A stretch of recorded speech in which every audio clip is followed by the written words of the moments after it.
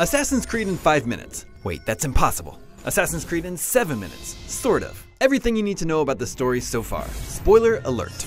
In 2012, Desmond Miles is an ordinary guy leading an ordinary life, until he's kidnapped and brought to the headquarters of the mysterious Abstergo Industries. Inside the facility, Desmond is forced to use a machine called the Animus, which allows a person to access their genetic memories, reliving the lives of their ancestors. Turns out Abstergo is the modern-day face of the tyrannical Knights Templar, and Desmond is the descendant of a long line of assassins charged with fighting against the Templars and defending ideals of human free will. The Templars need Desmond's mind to access the past and find ancient artifacts known as Pieces of Eden. Their goal? To discover clues to the locations of the Pieces of Eden, which should finally allow them to achieve world harmony through subjugation. Using the Animus, the Templars sent Desmond's consciousness back to the 12th century.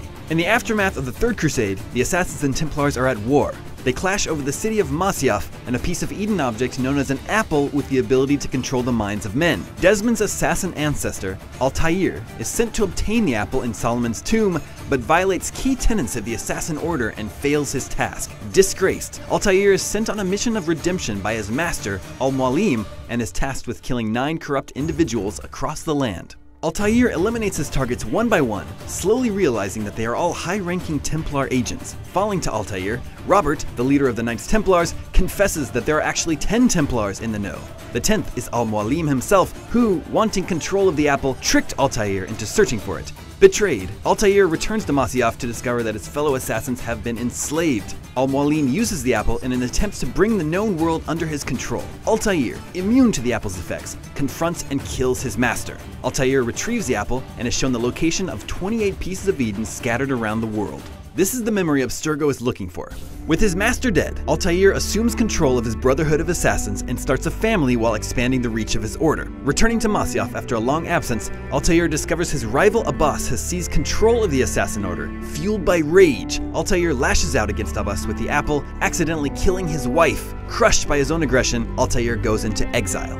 Decades later, an elderly Altair returns to Masyaf once more, determined to liberate his people from Abbas's control. This time, Altair kills Abbas, takes control of Masyaf, and builds a library deep beneath his city. The keys to the library are sent to a distant land, and Altair seals himself inside along with the Apple of Eden and a final message for his heirs. Back at Abstergo, Desmond is brought out of the Animus and determined to be of no more use to the Templars. Lucy Stillman, an undercover assassin posing as an Abstergo scientist, frees Desmond, sparing his life. She tells Desmond about a bleeding effect that will allow him to learn his ancestors' powers. Using Altair's eagle vision, Desmond discovers some crazy messages from previous captive Subject 16 written in blood all over the walls, foretelling the end of the world in 2012. Whoa. Escaping Abstergo, Desmond and Lucy link up with 2 other assassins, Sean and Rebecca. The crew convinces Desmond to use their new Animus 2.0 to relive the memories of another ancestral assassin and obtain skills through the bleeding effect in 2012. Desmond agrees and is zapped to Renaissance Italy, the 15th century,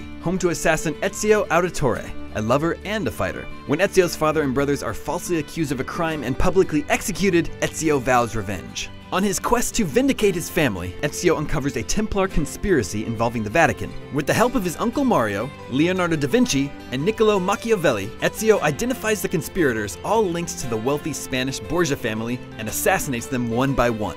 During the resulting battles across Europe, Ezio acquires another Apple of Eden, crossing paths with Templar leader Rodrigo Borgia. Through some especially bloody political maneuvering, Rodrigo is declared Pope Alexander VI in an attempt to lead the Templars to a fabled vault hidden in Vatican City. Ezio and his allies discover Rodrigo controls a piece of Eden known as the Staff, which is pretty much just what it sounds like. Ezio then travels to Rome, fistfights the Pope, and takes the Staff. Using his apple and the Staff, Ezio enters the vault. His entry triggers a holographic recording from Minerva, a member of the first civilization, which was a far more advanced society that existed along with humans on Earth. Back then, some type of global catastrophe nearly wiped out all life on Earth. Minerva, speaking through Ezio's memories directly to Desmond, warns of another impending doom. Desmond and Ezio's minds are blown. Back in 2012, Desmond is yanked from the Animus by his allies who are forced to flee their safe house with the Templars hot on their heels. The new goal: find Ezio's Apple of Eden and more evidence of Minerva's prophecy. But where to look? In the aftermath of Pope versus Assassin, Ezio flees Rome. Rodrigo's son, Cesare Borgia, declares open war on the assassins, and fueled by the French forces of the Baron de Valois, mounts an all-out assault on Ezio's headquarters. The siege scatters the assassin forces, claims the life of Ezio's uncle and brings the apple back under Templar control. Forced to rebuild the Brotherhood, Ezio brings in new alliances and acquires intel on Cesare and his allies. Piece by piece, man by man, Ezio kills Cesare's powerful allies, Juan Borgia and the Baron de Valois, stripping the power-hungry Templar of his military and financial resources. Family drama unfolds, and Cesare is ultimately arrested when he tries to take Rome by force. With the apple secured again, Ezio places it in the Roman Colosseum, its intended final resting place.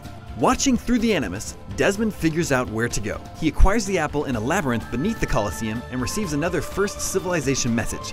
Juno reiterates Minerva's warning and goes a step further, possessing Desmond and forcing him to kill Lucy, who it turns out is a Templar double agent. Overwhelmed by the ancient energy and his prolonged stay in the Animus, Desmond collapses into a coma, seemingly lost forever.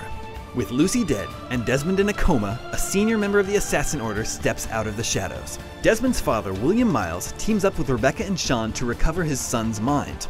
William hopes that by sending Desmond back into the Animus, they can pull him out of his coma. Within the Animus, Desmond meets Subject 16, the bloody finger painter from Abstergo. 16 tells Desmond to revisit the twilight years of Ezio and Altair, and that only by separating the two in his mind will he wake up from his coma. Desmond learns that he isn't the first to pursue the memories of his ancestors. Ezio did as well. As a young Suleiman the Wise enters a power struggle with his uncles, Ahmet and Selim, Ezio journeys to Constantinople, tracking down the keys to Altair's lair amidst the turmoil. Ezio discovers the decayed body of Altair and realizes that he is being used as a conduit through time. He addresses Desmond directly, creating a link back to reality. Jupiter, a third member of the First Civilization, appears in Desmond's coma to provide a final warning. The end of the world is nigh. A solar flare will eradicate modern civilization much as it did the first civilization. After the fall, Minerva, Juno, Jupiter, and other godlike beings interbred with the human survivors in an attempt to repopulate the Earth. They created the first assassins, Adam and Eve, and blessed them with their sixth sense, eagle vision. Desmond's one hope to save the world is to find the central vault located somewhere in modern New England, which was engineered by the first civilization to save the world the second time around. Desmond's entire journey is culminating in this one moment. In order to save the world, he must now dive into the memories of a third assassin, all while evading Templar opposition and racing against an incoming apocalypse. But such tales and destinies are the stuff of revolutions and revolutionaries.